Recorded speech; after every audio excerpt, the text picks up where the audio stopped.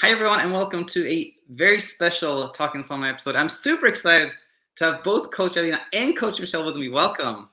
Hi, thanks for Hi. having us. It's been a while since since the three of us, even just two of us, did some episode together. So it's really nice. And today we're going to talk about this sandstorm, this very intense period of struggle that we have talked about sort of internally, but I really want to share it. But actually, before we start today's topic, maybe a little bit of updates on your coaching journeys. I think would be super fun to hear. So, Alina, how are things?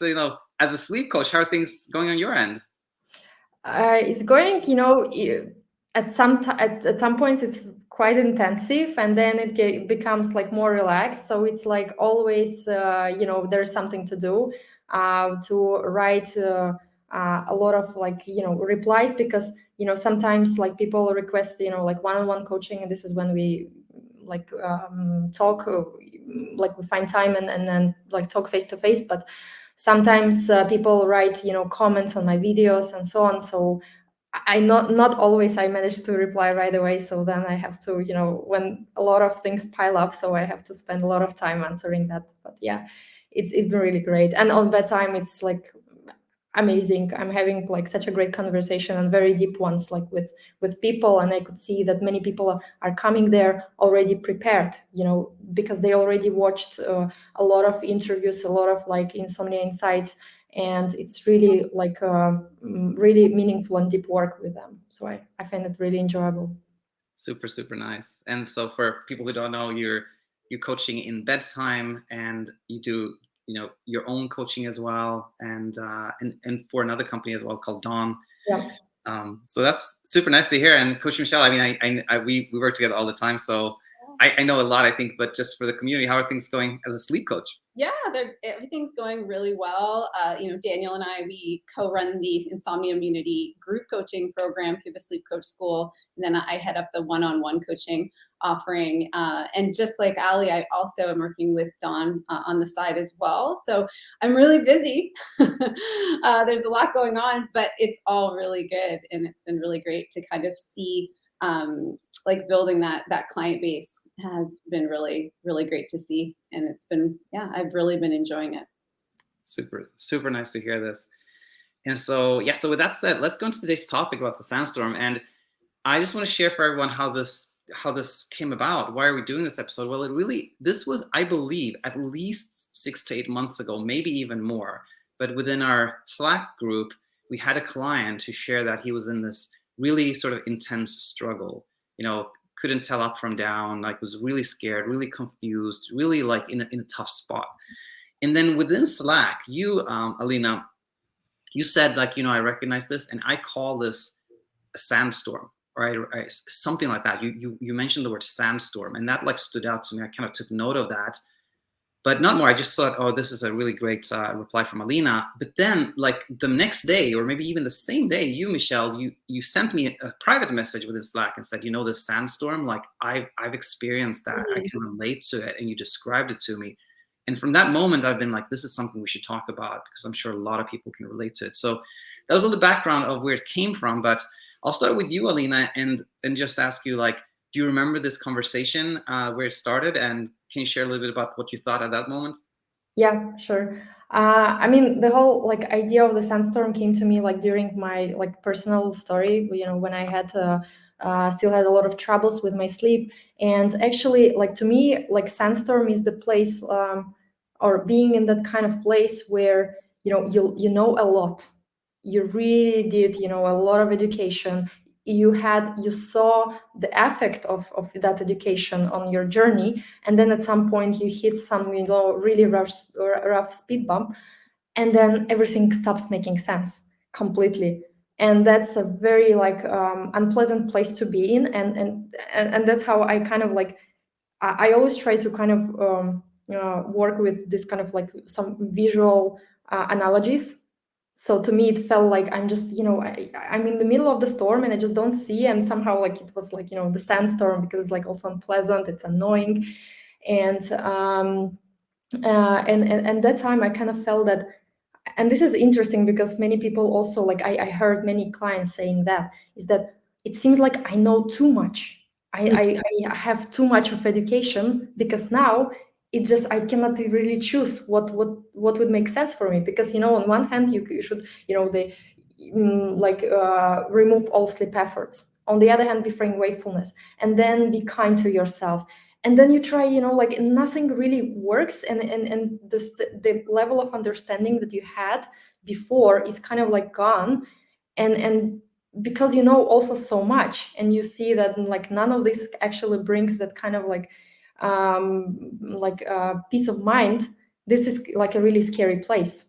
And when I heard like also that person in the Insomnia Immunity program describing that, and then how they were also struggling with being kind to themselves and accept things. And this is when I really kind of like I realized that this is something I've been going through myself. And I described it in a way that sandstorm is the place where nothing makes sense, when kindness comes very like difficult to you, and acceptance is very hard at that moment. And yeah, so basically it's this kind of like place where like everything is difficult, you just don't know where to go. That's my kind of like description of that. Well said, Alina. Well said. And of course, we'll go to like our thoughts on like how we can meet this. Of course, that's where we're going. But for now, let's go to you, Michelle, and going back to this conversation and your recollection of it. What were your thoughts, and how do you think of the sandstorm? Yes, very similarly. To me, the word overwhelm sums it up very well, where there's just this intense feeling of overwhelm, because you're working on your insomnia recovery, you've learned a lot, but you're also you're going through your insomnia. You're still going through everything. You're not sleeping. Maybe you have really high levels of hyperarousal. Maybe you have a lot of anxiety or panic or intrusive thoughts. So all of that it's still all happening. And you can feel very much like there's a storm happening around you. And so that feeling of overwhelm was something I related to very much. Is at times insomnia itself, but also the recovering from insomnia, it can feel overwhelming essentially. And what do we do in those moments where we feel just extremely overwhelmed, and we know, okay, I should be doing this or I should be doing that, and I've learned all this stuff, but I'm so overwhelmed that I don't even feel like I can even do what I'm supposed to be doing, if that makes sense. And it's sort of that feeling. Ali, does that resonate with you, that the word overwhelm, when I think Yeah, of totally is this kind of like place of everything at once. And yeah, absolutely. Yeah, exactly. So definitely resonated, as I felt that way a lot during my insomnia, before I stumbled on the channel, before I was even in any sort of recovery process. And then also while I was recovering, I definitely had moments like that as well. Definitely. Absolutely. Well said. And for everyone that's listening, like we didn't prepare at all. We came in this very open-ended, me myself included. But as we're talking here, I'm thinking, okay, it could be helpful to talk about like what is this? Like, where does it come from? And to me, ultimately, everything is fear. I think of it as like this sandstorm comes from a place of like being really scared. And in a way, maybe there can be more things that appear scary when you already know a lot, or something to that effect. But ultimately, if I go to you again, Alina, like the root of the sandstorm, do you think it's fear? Where do you think it comes from? I think it's the same kind of like the process or mechanism that's launched the initial like troubles around sleep and anxiety. Is just uh, as we go through that process and we think that we kind of like know things, and then suddenly like things that we kind of could rely on stop making sense. And this is when I feel like a person usually loses this clarity. So I would say like the opposite of sandstorm is being in the clarity, in the place where it's not necessarily that all hyperarousal is gone or you're sleeping like great, but it's just this kind of like state of mind where you just understand what is happening to you, why it is happening to you, and you just see things for what they are without giving them any sort of like judgment. It's clear, and which is like totally different, like from sandstorm. So usually kind of put them, all as the opposites of that. And for me, like that kind of like being in a sandstorm, losing that clarity is also scary. It could be also like the brain felt like at some point the brain feels like, this clarity is good for me. Therefore, I should be getting more of it. I should understand everything at all times. But it doesn't, like now I cannot understand it. Why I cannot understand it? Because before, understanding led to peace, to sleep and everything like that. And now it's not happening. So I would say this kind of like, again, the brain feels like it's lost the control. And exactly when it happens with sleep, like, you feel like, okay, I lost control over my sleep, which you never actually had one. But, the brain feels like that. And that's how like it triggers all the hyperarousal things. And now it kind of feels like it lost control over that clarity. And now there is this kind of like a sandstorm. And yeah, this is definitely, I would say it feels differently. Everything like, during insomnia, every kind of like new way of hyperarousal like feels like something is like special. It's it's like never happened before. It's definitely something like, it's worse than I thought, or something like that. And but in reality, behind that, it's all the same mechanism. It's all the same. The attempt to control certain things that we cannot really control. We cannot like intentionally, just like make, okay, I will just stay calm, And I would say when people like find themselves like in that sandstorm consistently or for a prolonged period of time, usually I explain it with the fact that it's just another kind of like sleep effort or this kind of effort to control things, but it's not being aware of yet, So person is like, it's kind of like, it's so like it's sneaky attempt that is not really visible to you yet. But the moment when you start seeing again, like, oh my God, this is again, I'm trying this, and things, the clarity like, it comes back and you just feel more like, you feel like everything is okay, like back to normal. So yeah. Oh, well said. Exactly. Like the pursuit of clarity and the effort to have clarity in itself can lead us in the opposite direction. And one thing that just came to my mind as you were talking, Alina, was how like clarity, almost by in itself, you have that distance to the struggle. You're observing the struggle, or what was the struggle, whatever, with a distance. So sandstorm is almost the opposite. You're in it again. You can't see anything because you're in it. Yeah. Yeah. And actually, this is funny because like when I was thinking about it as a sandstorm, and I really get into that analogy. So I was like, okay, let's say physically I am in the sandstorm, like I am in some like in desert, and there is like, it's happening and so on. So how do I like, I don't want to be in that sandstorm. Where I can get that clarity? And to me, like the answer came is that you need to raise above that sandstorm. You need to get on some certain altitude, like, so you need to distance yourself from it. And that means that you, from that distance, you see the sandstorm still happening. It is there. It's not gone, but you see it like from as an observer, right? But you're no longer in it.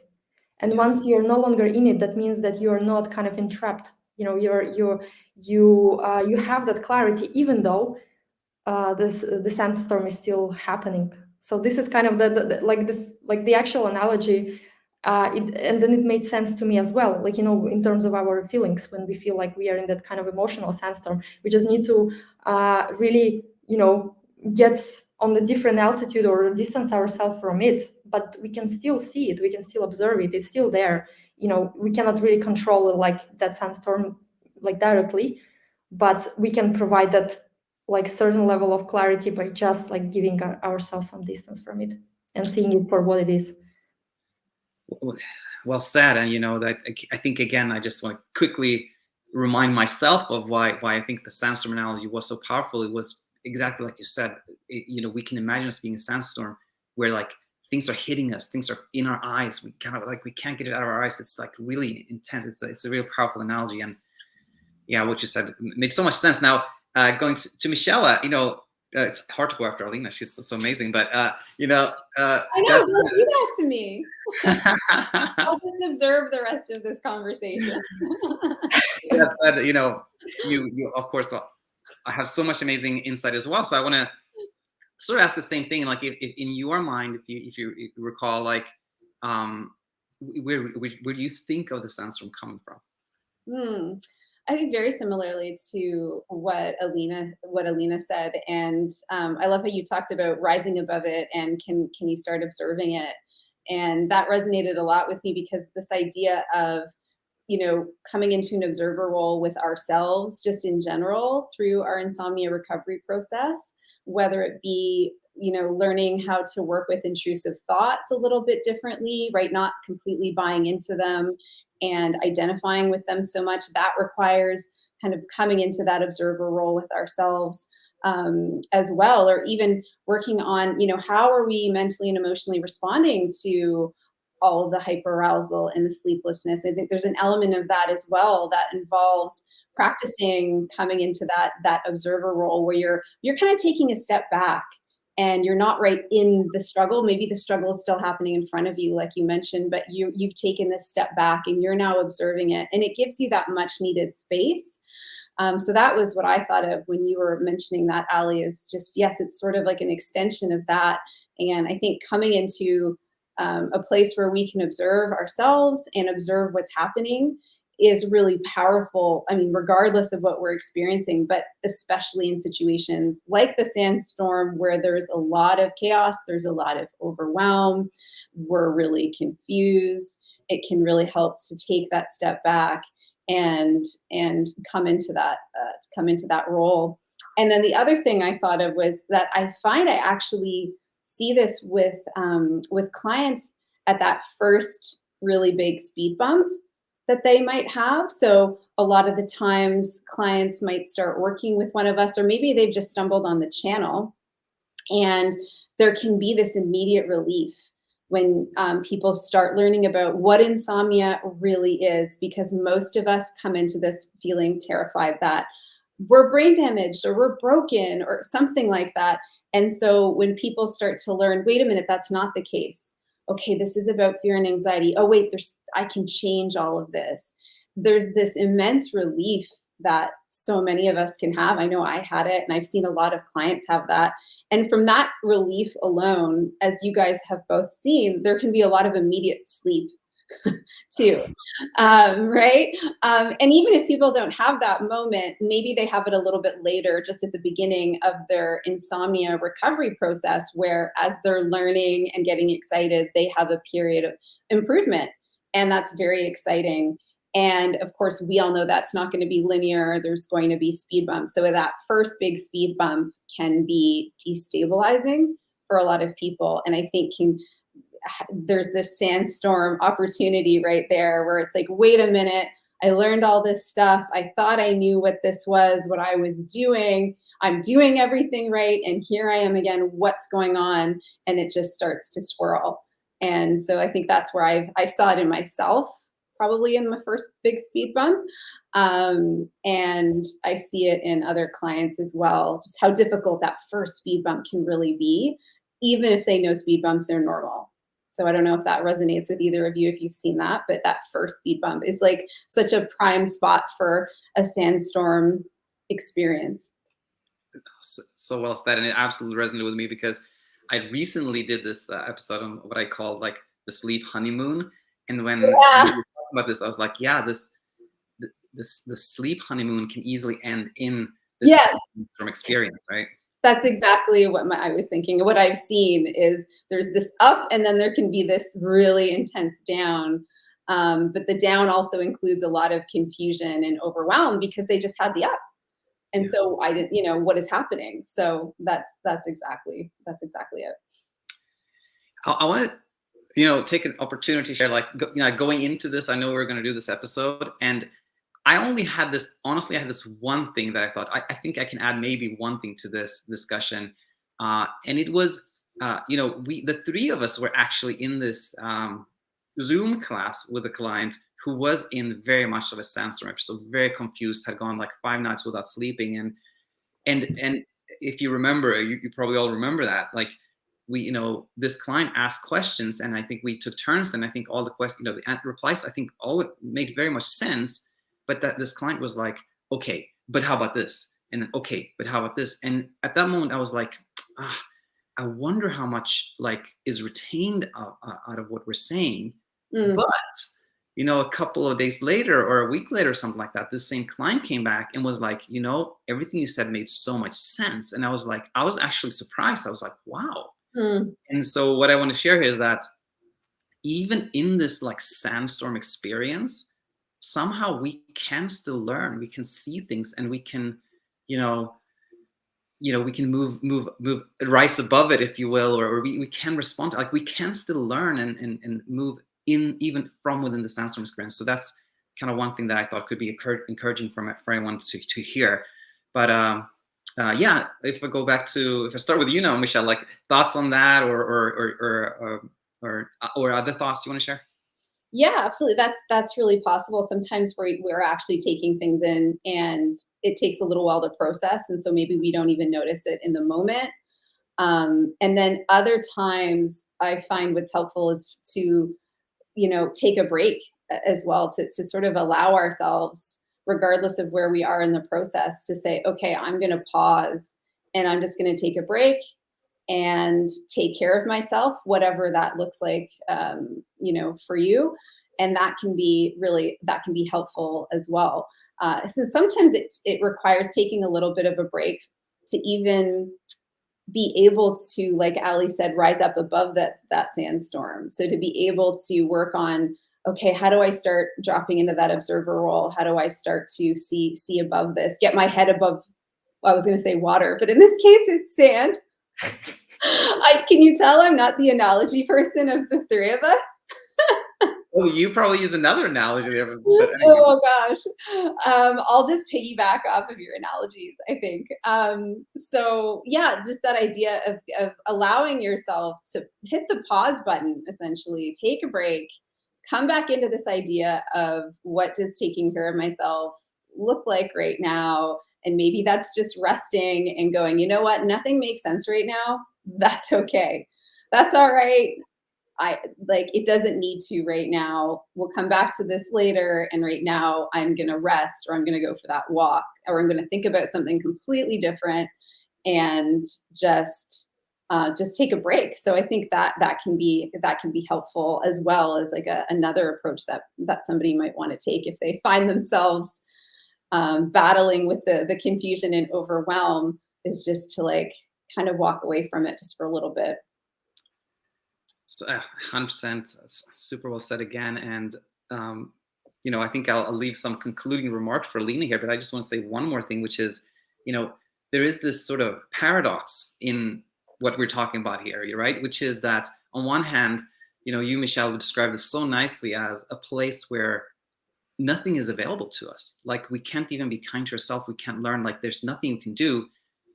But at the same time, we're all talking about like how you still can learn and how you can take a step away from it and things like that. And I just want to say to everyone listening, and that to some degree, there is an element of mystery. Like, it's not clear how that happens. How do we step away? How do we learn in the stance where we can't do anything? There's always going to be a little bit of mystery there, a little bit, but I'm just kind of acknowledging the paradox that is there. And with that said, as you coined this, Alina, maybe some sort of final words, maybe final words of encouragement, or anything you want to share on the topic of the sandstorm. But no pressure. With no pressure. Really good. Yeah, actually, I mean, this kind of sandstorm situation is happening on almost every one-on-one that I'm having. So it's very rarely that person comes with the great mood and just like, oh, it's like in this kind of like very optimal for learning state. So most of the time they are exactly in that kind of like, they write me when they have speed bumps. And the one thing is that exactly as you said about this kind of learning, and this is something that it doesn't,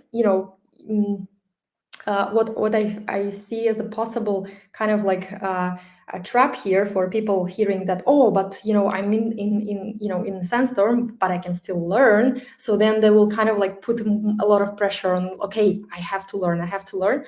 But in reality, it's more like whatever you're doing during that sandstorm, whatever you're reminding yourself, or anything that happens like with you, I would say that it's all it's like when you make some, like, let's say soup, you cook some soup, you just throw like separate ingredients, and for some time you just don't know, like just like boiling, it's like boiling and so on, is like, and then at some point you get like the dish, like, and it's tasty and everything, but the moment when you were throwing ingredients, it was not yet a soup. It was like, it was completely something, something else.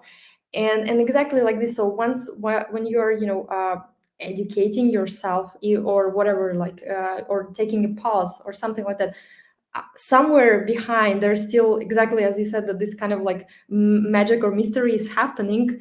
The brain kind of processes it, even though it's still in highly this kind of hyper aroused state. And what I usually, and one of the interesting things happen is that, for example, when on bedtime, right, I'm like, usually, I coach on weekdays, and then a weekend is like, I take break.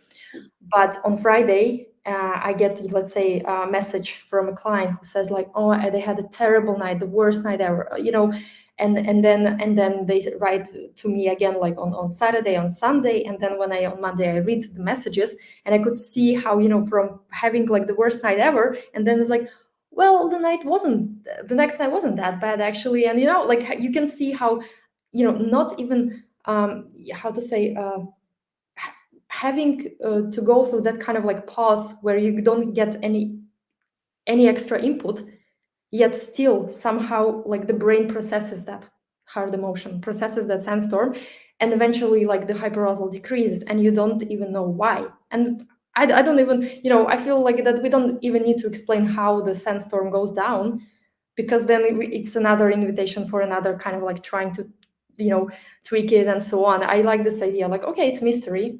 Well, it's a mystery, but again, we know that it's going to inevitably kind of sort it out, even without our conscious, participation.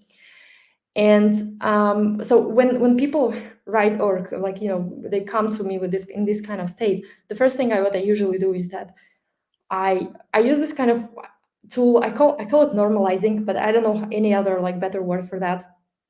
But I just want to, like to show them that having this kind of state where, nothing makes sense, and they understand everything rationally, but it, the brain doesn't buy it. It's just still in this kind of like, highly alarmed state. This kind of situation, I understand everything rationally, but my brain doesn't, can coexist. It can be. It's just a part of the journey. It is normal. Just, as it is, like take it like a snapshot of that your current state, and consider it normal. That's it. Like that. And what it helps, like, for people is to understand that, okay, I can be more accepting of that, because, that is a normal part of the journey. So what usually I do is just kind of like put it into this kind of, that it's expected. At some point, there will be a moment when our brain, you learn everything, and then the brain like throws you another kind of like what if and so on. And it will happen for a while, like with all the knowledge that you have, you still, kind of like feel hyper aroused. So can we live with that situation? Maybe yes. I mean, maybe it's, it's unpleasant physically or emotionally, but at the same time, it cannot, it doesn't harm you. Like it's not a danger. So that's the first kind of thing. And then the other kind of thing is that, again, understand that it's all automatic. I like this kind of concept of automatic, because it really helps us to like unattach ourselves, because we cannot have a relationship with something automatic, something that is not alive.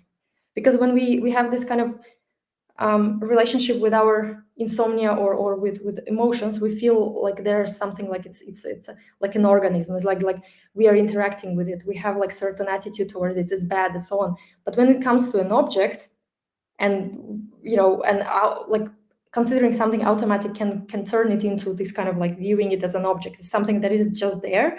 It is what it is, and I don't have any particular relationship with it. And this helps to kind of like create that buffer, that distance from you, and that feeling what you're currently in. So it's kind of like, in a way, this kind of objectifying your sandstorm and hyper arousal is the way how you can actually distance yourself from it. And this is kind of, yeah, usually like the whole like coaching goes in that kind of line. So normalizing, and then also like seeing it for what it really is. Yeah, wonderful. And I have nothing to add except to say that now you created a new analogy, and we have to do a new episode on the soup.